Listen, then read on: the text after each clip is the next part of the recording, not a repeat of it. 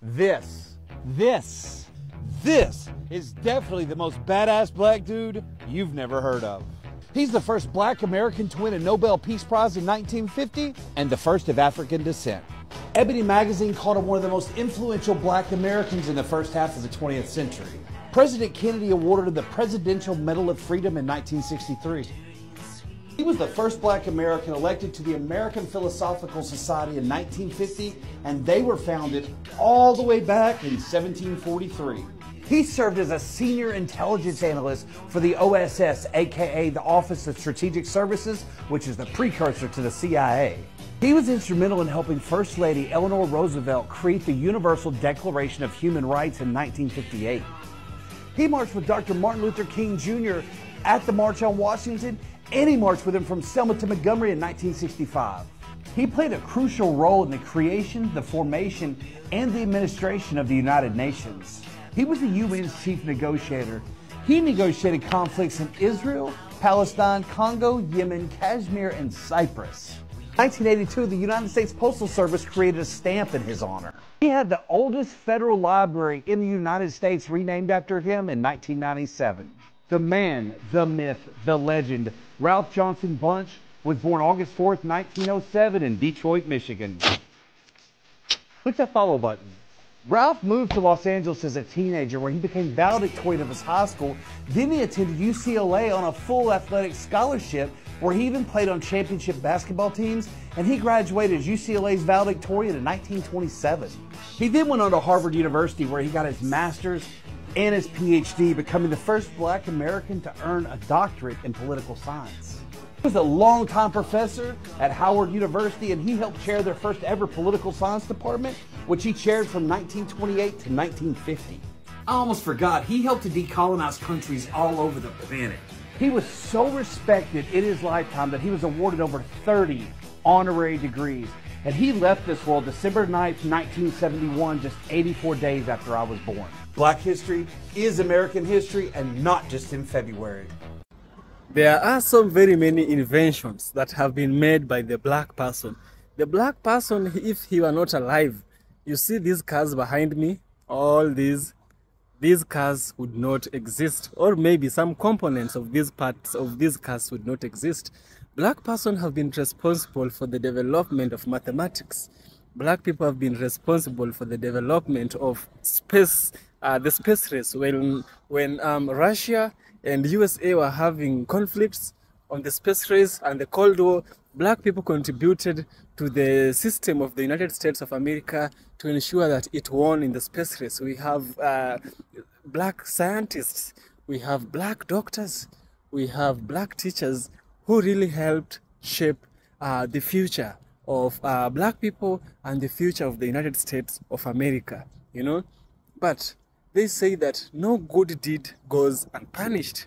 Scott said, "I've always been interested in what really makes people racist." Well, that's the billion-dollar question, ain't it? And based on my experience, I'm going to say a lot of it's hereditary, at least from what I've seen. You're raised that way by parents or grandparents.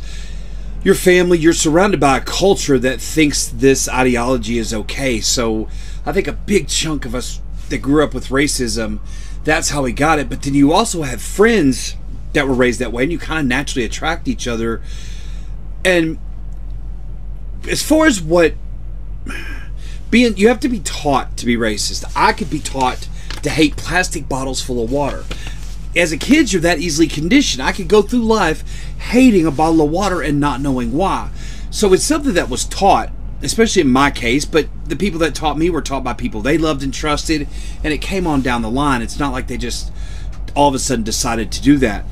But one of the things about the racist ideology that's so attractive and seductive is the lack of accountability that goes along with being racist. And here's what I mean by that.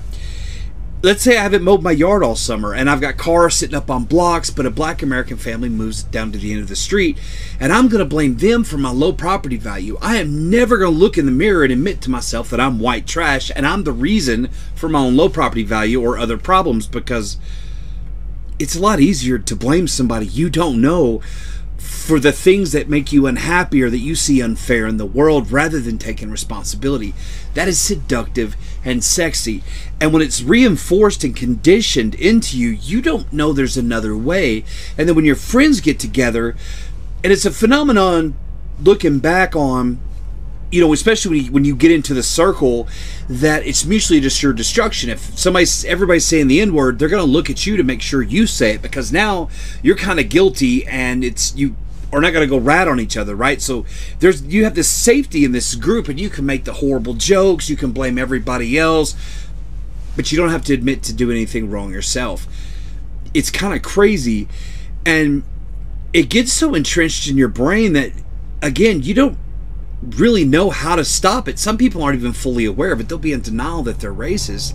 I've seen that a lot, and there is a difference between being tone deaf and racist, but there's a lot of self-denial in it, and it's also hard to give up, because in my experience, when I confronted my own racism, it shook my foundation. You know, if you've heard me say before, I realized I was a fake Christian, because you can't serve God and be racist. It's like my morality and my faith and my racism had never intersected until much later in life.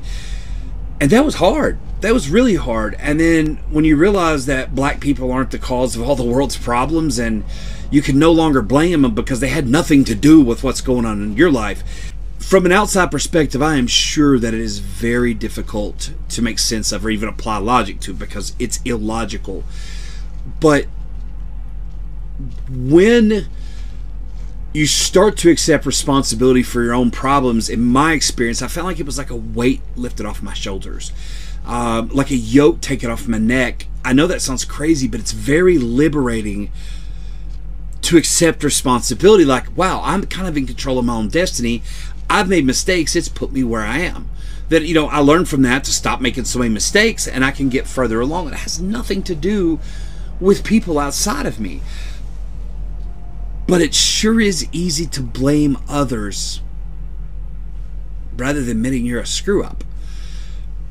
I know that's kind of a long and winding answer, but it's a very complex thing. But again, it's when it's what you're taught and you don't know any better. I mean, I'm not making excuses for people, because at some point most people know. It's just they don't want to do anything about it. And plus, how do you stop being a racist? I mean, it's not a switch you flip. There's no Facebook ad that's saying stop being a racist in 30 days or get your money back. It's only $99.99. You know, they don't do that. Barnes & Noble doesn't sell any books. And I don't see where a lot of people who grew up racist have mapped out how to stop being one, how to overcome it or confront it. I mean, I didn't have anything to rely on. It was trial and error and prayer and just a desire to be better. And then, you know, one of the key things I did to overcome my own racism is to educate and learn and embrace Black American culture, my brothers and sisters in the community. Because, you know, I've said this, I mean this when I say this, is to know Black Americans is to love Black Americans, and you can't love what you don't know. And I think the coup de grace, the icing on the cake for me in this journey was getting out and just going out and having fellowship and breaking bread and hugging necks of people who don't look like me.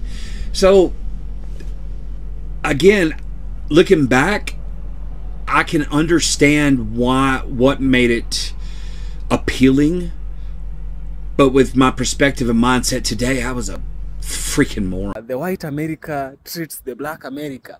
You see how much the other races in the USA are put forward, yeah, and the black race is placed behind, is placed on the bottom, regardless of what they did. You see how much they have been enslaved.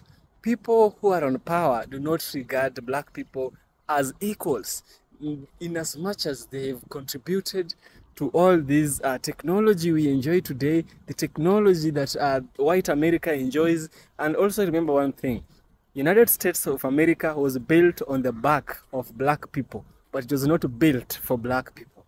That's the ironical part of it, and that's the hypocritical part, where the Western government calls it equality. We want equality for Africa. When a black president takes power and stays for too long, they oppress him if he's not in alignment with their with their evil deeds. They call him bad. They make him look bad.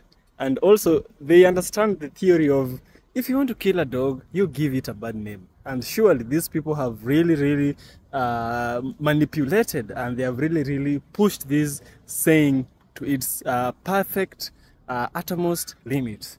This is the United States of America, which is oppressive to blacks, regardless of the inventions that the black community has made in the country.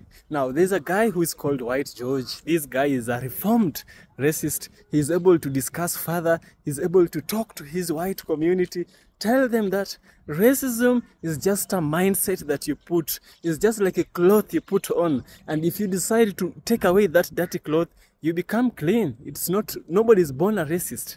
You know, nobody's clearly born a racist. You choose to be a racist.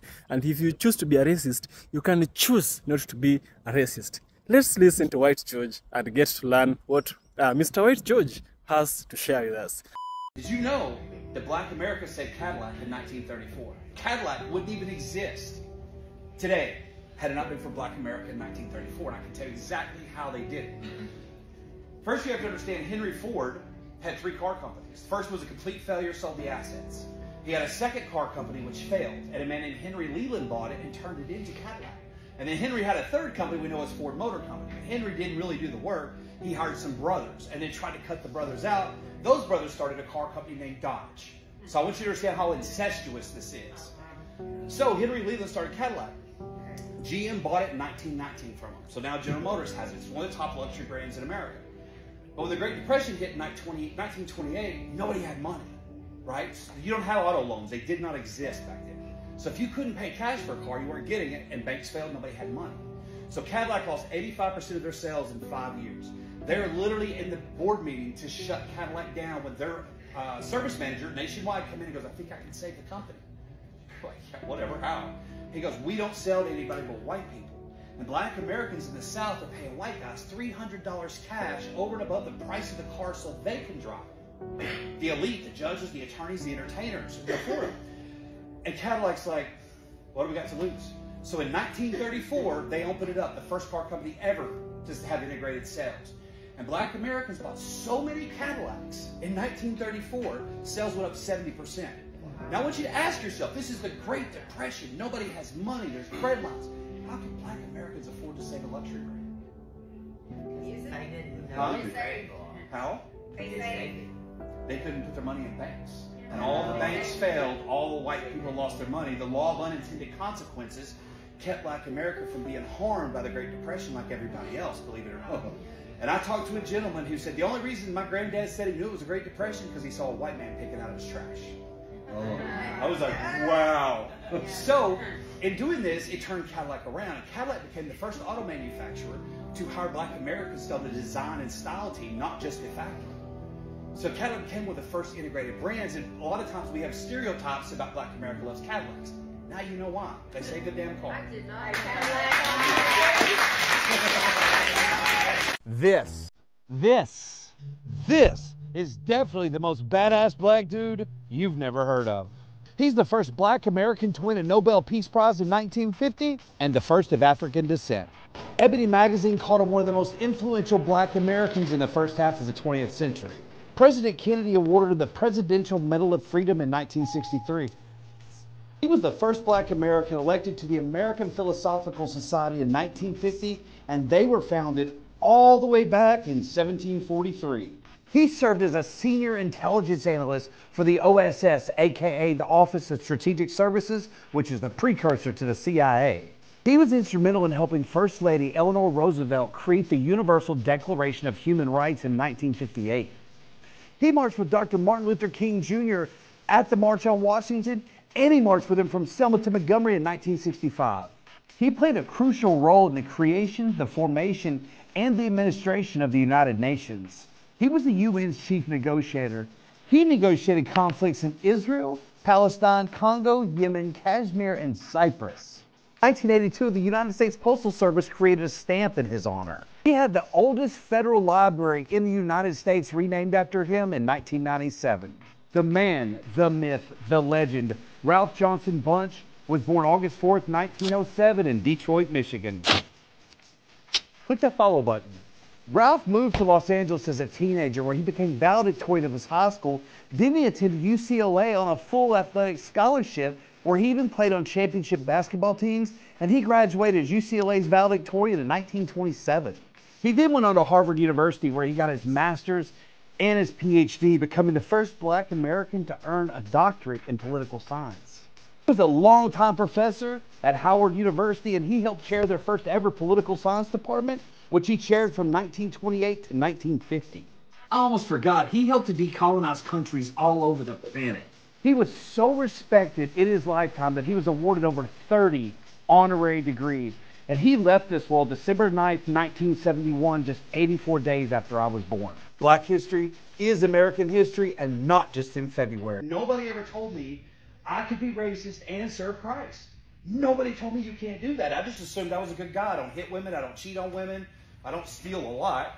I thought I was a decent person. But again, that was because that hit me in prison, by the way, that I couldn't serve God and be racist. My morality, my faith, and my racism had never intersected before. Never. And when it did, I went to my rack and laid head down like I'm taking a nap because I had tears. Because I knew I'd been a fake Christian my whole life. And my foundation was shook. I knew I'd been lied to by the people I trusted. They'd been lied to by the people they were trusted. And it completely reoriented myself. And when I walked out of prison, I used to think the world had changed. It hadn't. I changed. That's right. Amen. That's right. Yeah. That's right. You can take your story and and transition it into the Black communities. Are you working on that? Or are you going to be in the process of doing that? Of what? What do you mean? Writing a book, or what do you mean? How do you mean transitioning? Yeah, just taking your story to the Black community. Oh yeah, darling, you don't know what I do you? Now guys, that was Mr. White George. As I told you, he's a reformed racist. He went to jail, he met some black fellas, he was taught so many things, and he reformed himself. One thing I liked about, sometimes, there is a silver lining with a dark cloud. If you look carefully, there's beauty in everything, but unfortunately, not everyone sees the beauty. Sometimes we choose to train them and they choose to learn, and sometimes we choose to train them and they choose not to learn. We saw that with Malcolm X, he also went to prison. Before he went to prison, he was not such a good person as he was. He went to prison. He went and met some black people. He met Mr. Elijah Muhammad. Elijah Muhammad taught him the ways of Islam. He taught him the ways of black. And he confined these two. He brought them together. And Malcolm X was able to understand his people, his religion, and he was able to work into bringing together the black community. And he saw the problem of racism with its true colors. Just as I told you, it is a choice we sometimes make to be racist. It is a choice we sometimes make to be colorist. It's a choice sometimes we make to be classicists. Because all these three are forms of racism. And these are forms of post-traumatic slave syndrome or post-traumatic colonialism syndrome. If you are colonized for too long, or maybe you have been enslaved for too long, it kind of wires, or rather rewires your mindset and programs it to think in a certain way, to think in a captivity way. And that's why it is really important if people decolonize their mind. It's important if people read books. It's important if people acquire knowledge by giving exposure. And if you can also travel. Traveling provides you the exposure, and also walking places. You understand the world is like a color palette, There's no color which is greater than another. We can't say red is better than blue. We can't say blue is better than red. We can't say white is better than black or black is better than white. All these colors are colors of nature. And together they create diversification. And this diversification is what makes life beautiful. Just imagine one day walking and everything is the same color. Everything. You wouldn't enjoy nothing, and it will be so much dull. Even that color you say you love most, if everything was to be that color, I'm telling you, it would never be so better, and it would be hard. You understand?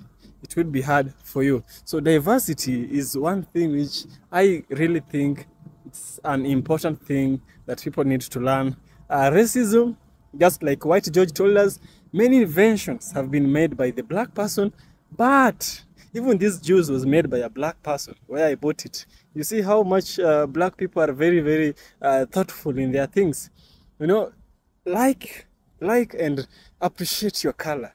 There is nobody better than you. There is no color which is resistant to UV light like the black skin, you know. When those people come here, their skin gets tarnished. But when we go there, our skin does not get tarnished. We walk in the sun, we are resistant to so many of those skin diseases. That is the black skin. And there's more advantage to the melanin than you know. You know, being judged by your skin color, being judged by your it's just nothing. The texture of your hair, it's nothing. It's not. There is no way where intelligence is correlated with skin color. There is no way scientifically where we can say that our intelligence is correlated with the texture of your hair. It is a genetic thing. Intelligence can be genetic and it does not choose race. We've had the best minds come out of the black community. We've had the best minds come out of the white community. We've had the best minds come out of the Chinese community. This is an evidence that intelligence, betterness, being a better person, being a beautiful person does not choose race. Yep. It's how you choose to look at it. It all lies in the eyes of the beholder. These EFK original documentaries, I hope you get learned and I hope you understand the theories of racism and you get to see racism for what it is and its real problem in today's world. This is EFK, support me on Patreon, become a member. You can always donate something. It helps me bring you better content each day. See you in the next one.